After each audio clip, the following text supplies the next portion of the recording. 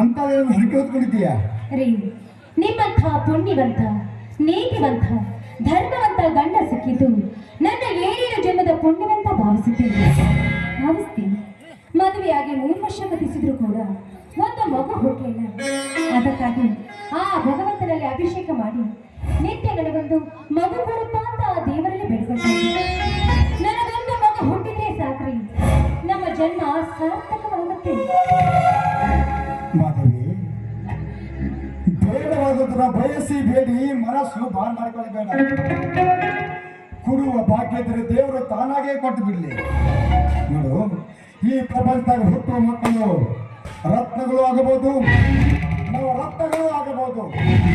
ಒಂದು ವೇಳೆ ತಪ್ಪಿದ್ರ ಕುತ್ತು ಆಗಬಹುದು. ಹೆತ್ತವರ ಪಾಲಿಗೆ ಅವರ ಕತ್ತನ್ನು ಕತ್ತರಿಸುವ ರಣಹದ್ದುಗಳು ಆಗಬಹುದು. ಬಯಸಿ ಬೇಡುವುದು ಬೇಡ, ಬರುವ ಬಗ್ಗೆ ಬಿದ್ದರೆ ತಾನಾಗೆ ಬಂದಿದೆ.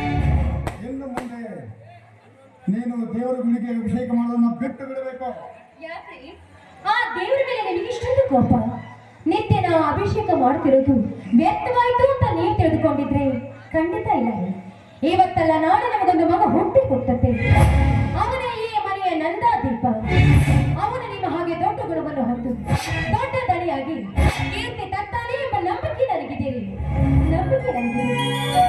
ಆ ನಿನ್ನ ನಂಬಿಕೆನ ದೇವರು ಉಳಿಸ್ಕೊಳ್ಬೇಕಲ್ಲ. ಈಗಾಗಲೇ ಆ ದೇವರು ಕಣ್ಣು ಬಿಟ್ಟಾಗಿತ್ತಲ್ಲ. ನಿನ್ ಮಾತಿನ ಅರ್ಥ ಅಂದ್ರೆ ಅಂದ್ರೆ ಅಂದ್ರೆ ನಾನೀಗ ನೀನೀಗ 3 ತಿಂಗಳ ಗರ್ಭಿಣಿ. ನೀನು ಗರ್ಭಿಣಿ, ನಾನು ತಂದೆ ಆಗ್ಬೇಕಲ್ಲ. ಸಂತೋಷ ಕಣೆ, ತುಂಬಾ ಸಂತೋಷ. ಮದುವೆಯಾಗಿ ಇಷ್ಟು ವರ್ಷ ಕಳೆದರು ನಮ್ಮ ಮನೆಗೆ ಮಗ ಇಲ್ಲ ಅಂತ ಕಳ್ತಿದ್ವಿ. ಆದ್ರೂ ಆ ದೇವರು ನಿನ್ನ ಕೋರಿಕೆಯ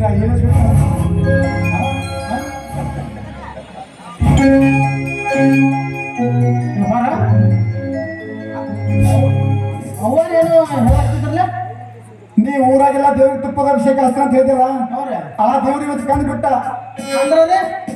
ನಿಮ್ಮ ಊರ ಹೊಟ್ಟಾಗ ಮಗು ಬೆಳಕತ್ತಿರ್ತೀವಿ ಅಂತೂ ನಾ ಬೇಡ್ಕೋಬೇಕ ದೇವ್ರ ಕಣ್ಣು ತೆಗದಂಗ ಅವರ ಇನ್ನು ಮ್ಯಾಲದ್ ನೀವು ಏನು ಕೆಲಸ ಮಾಡಂಗಿಲ್ರಿ. ಒಟ್ಟು ಆರಾಮ ಕೊಂಡಿರ್ಬೇಕು. ಕಸ ಮುಸುರಿ ಮನಿ ಕೆಲಸ ಎಲ್ಲ ನಾನೇ ಮಾಡ್ತೇನೆ. ಊಟ ಆಟ ನೀವು ಮಾಡ್ಬೇಕು.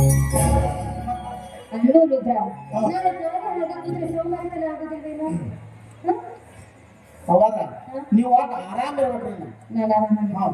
ಒಟ್ಟ ಏನು ಈಚಿಕೆನ ಕದ್ದೆ ತೆಗೆದು ಈಚಿಕೆನ ಹೇಳಂಗಿಲ್ರಿ.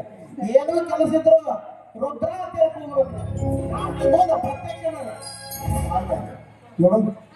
ರುದ್ರ ತುಂಬಾ ಸಂತೋಷ.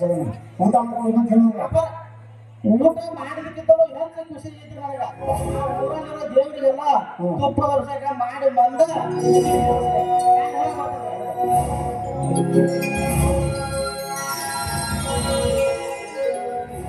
ಸಂತೋಷ, ತುಂಬಾ ಸಂತೋಷ ಆಯ್ತು.